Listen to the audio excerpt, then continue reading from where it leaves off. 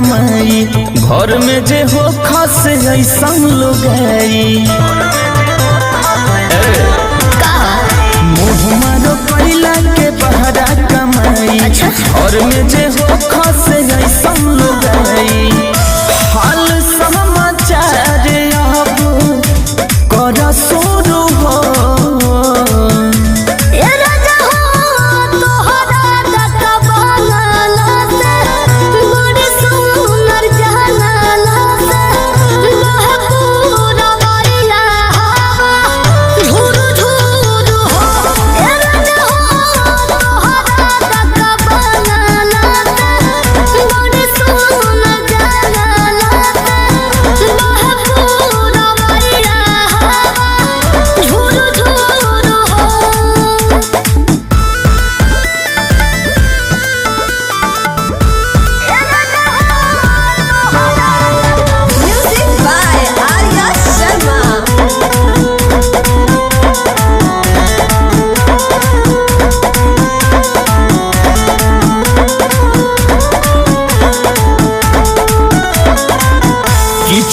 के जवानी ऐसे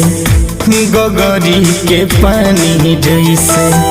कैले बन जरिया चित छोड़ रानी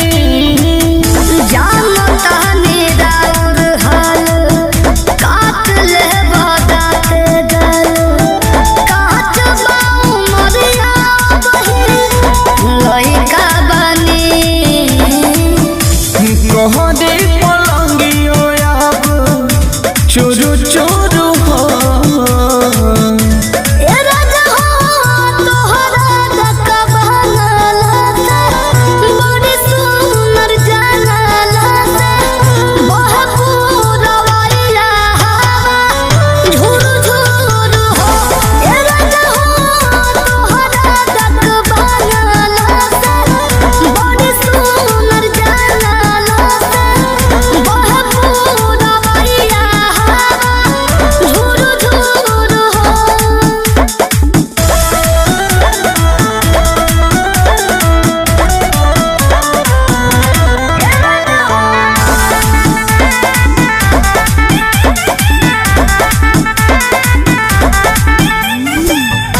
धनी बात लो तू मानी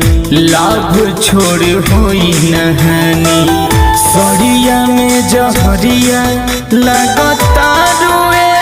दादा होता भी समझो सुन